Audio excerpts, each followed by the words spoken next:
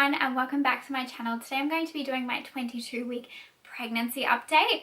Today baby is the size of a corn on the cob and I am actually 22 weeks as of the day that I am filming this. So since my 20-week update with you guys, I have had my obstetrician appointment and everything seems to be going pretty well, aside from I have been having some really big issues with my hips. I've actually started having to wear a hip brace that they did get me to wear last pregnancy as well. It's just getting really exacerbated from bending over and picking things up a lot, or picking my son up even. The other thing is, of a night time I'm getting a bit dizzy, and so I can't drive because I'm getting a little bit of blurred vision, and so I'm going to be going for another iron test once I get back from my holiday next week, just to double check that it's not that or anything else. I did have anemia last pregnancy. So going off my Ovia app, baby is actually sleeping about the same amount as Hunter is, so about 12 to 14 hours a day. And baby number 2 is also about 30.5 centimeters, so just over a ruler, which is absolutely insane to think that they are already that big. And baby is also around 450 grams, which is about a pound. So that is crazy to think that they're already weighing that much as well. Once baby gets to about a kilo, I usually get like a bag of rice and I kind of like carry that around so I can kind of get the gist of really how heavy they are. But I love that Hunter is definitely starting to click on to something going on, because he now like comes up, and I have a really cute video of him like kissing my belly, and sometimes he'll come up to it and like point out and say baby.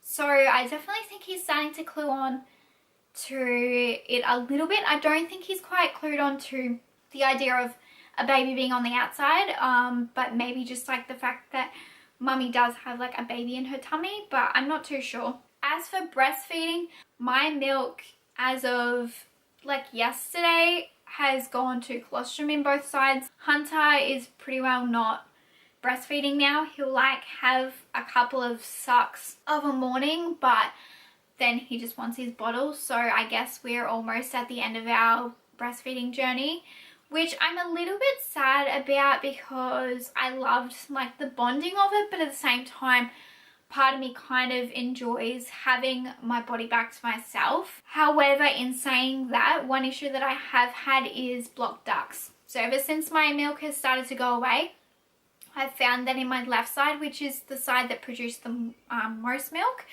I've had to unblock a lot of the ducts in my nipple, and that has been really painful. So if you are someone who has been breastfeeding throughout your pregnancy and you do get shooting pains in your boob, just double check and make sure that you don't have any blocked ducts, because you definitely don't want to be getting mastitis.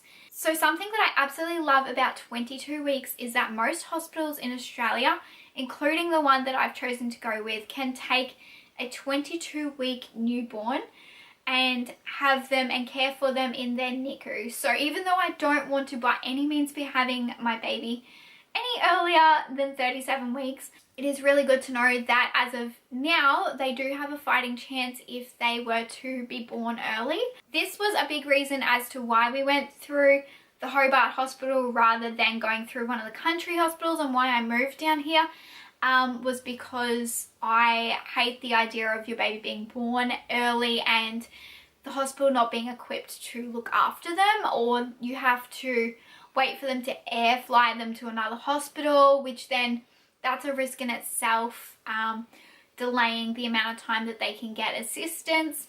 Definitely feel great that we are now at the 22-week mark. However, there is never a safe zone in pregnancy. You can still have issues all the way up to full term. So baby movements, I'm definitely getting them a lot higher now. They're finally starting to get up towards my belly button and higher.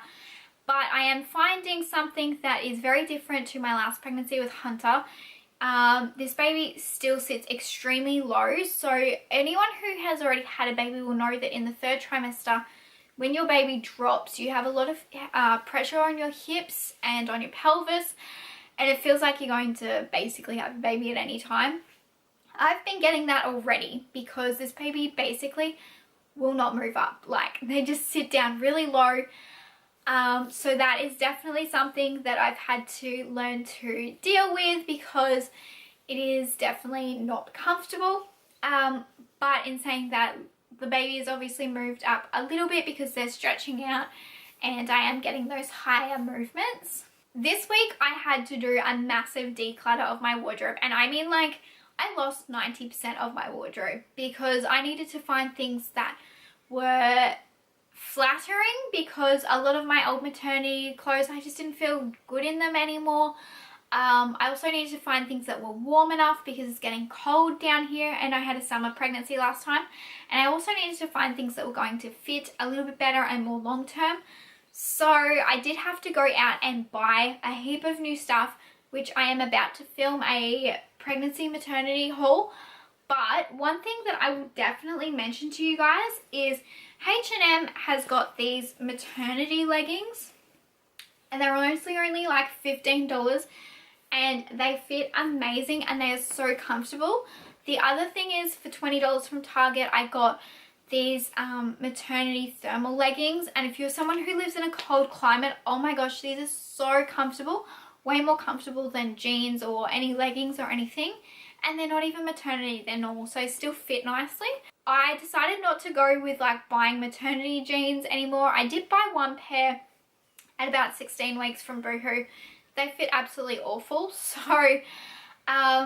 I decided this time that I would get like a belly belt instead and still continue to wear my other jeans for as long as I can, and then I'll consider something else down the road if I need to. In terms of bras this pregnancy, I've decided I've thrown out all of my maternity bras. I'm not even going to buy maternity bras and replace them for when I breastfeed next time.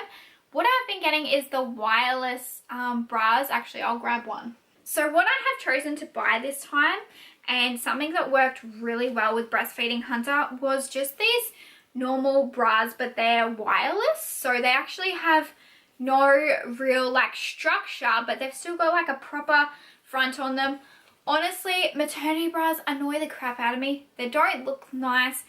They're not flattering at all. You get like these really nice looking boobs when you start breastfeeding. Doesn't look like that by the end though. And you just like feel like you're wearing grandma underwear on your chest. But also I found the clips were really annoying if I got anything that wasn't a sports bra type of thing, because this front part would like flick back up in my baby's face. So this time I decided I would just get these, and if the straps get stretched I don't really care because this was only $5 from H&M. So I just find these so much more comfortable and flattering, and they just made me feel a little bit nicer. But yeah, I definitely won't be buying any more maternity ones. I just go up like a size around here so that I've got enough for as I get bigger, so that it's not going to cut in too much on my ribs. But also you can just buy bra extenders, but I definitely won't bother with maternity bras this time because they're not flattering, and honestly, like, the last thing you want when your husband finally decides that, you know, hey, we might do something tonight, the last thing you want to be doing is taking off your clothes to like the most ugliest like bra and underwear that you can possibly find in your wardrobe. Definitely not going to go anywhere. Yeah, I definitely decided that I would invest in these this pregnancy. So this week we actually decided to go baby shopping. I think I mentioned in my last one that we'd already bought the double pram, and so this week we decided to go out and buy some clothes. I'm going to do a little mini haul in a video that's coming out, and I bought some face washes and a few other bits and pieces. So we have started to get a few things together now. I think it's only like dummies and bottles. Once I have like completely stopped feeding Hunter altogether, like he's not having my colostrum or anything at all, I'm not too sure if I'll go back to dairy, just because it did already make me sick prior to breastfeeding, and also I'm not too sure if this baby's going to have issues with dairy as well. So I don't think I'll really introduce it back too much. If I do, it'll be very minimal. I don't think I'll ever go back to the amount that I used to have. Tomato is definitely still a no-go for me. And all my fruit aversions are still really there. Like, I can't have scrambled eggs. The idea of that just throws me off altogether. But I'm definitely still able to eat a much healthier, balanced diet this pregnancy than I did the last pregnancy, I think. I think my aversions were a lot worse last pregnancy. My wedding rings are still on at the moment, which is awesome. I don't actually think I'm going to end up having to take them off because ever since bringing down here, my fingers are just nowhere near as swollen. So they're actually still loose. So I don't know if I'll ever have to take them off this pregnancy, to be honest. My weight gain at the moment, I did go up another couple of kilos in this last one. So technically I've gained 6 kilos this pregnancy. However, in the first trimester, I lost 3. So realistically, it's only about a 3 kilo weight gain, which is nothing compared to my last pregnancy where I ended up gaining 18 kilos. However, I was using Sustagen to help do that, and I've always had issues gaining weight. So I think a lot of it is majority just the fluid and the extra blood flow for baby, my placenta and baby's weight. So I don't actually realistically think a lot of it is my own personal weight gain. Thank you so much to those who commented last week and gave me some suggestions on pain relief. Still have no idea what I want to do. I definitely think that if I do go with a VBAC, I'll probably get an epidural, just because that way, if for whatever reason I need a C-section, they can put me in and still complete it without having to knock me out. So that's it for my 22-week update for this pregnancy. I'll quickly show you guys where my belly is at, and then I will see you guys in the next video. So this is where my belly is at the moment. Hey everyone, I hope you guys enjoyed today's video. This is just your little reminder to hit the subscription button and the thumbs up if you enjoy my channel. I post 3 videos a week, usually either a Monday, Wednesday and Thursday, or a Tuesday, Wednesday, Thursday at 7:30 p.m. Eastern Standard Time. Hope to see you guys in the next video.